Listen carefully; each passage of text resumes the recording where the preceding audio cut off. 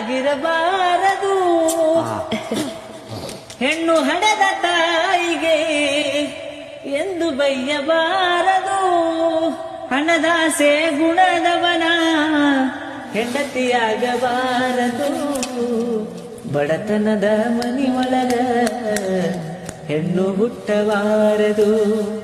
ಬಡತನದ ಮನಿಯೊಳಗ ಹೆಣ್ಣು ಹುಟ್ಟಬಾರದು.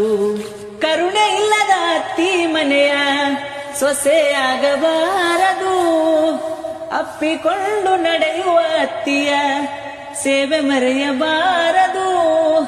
ಹಡೆದ ತಂದೆ ತಾಯಿಗೆ ಹಡೆದ ತಾಯಿ ತಂದಿಗೆ ಮಾತು ತರಬಾರದು.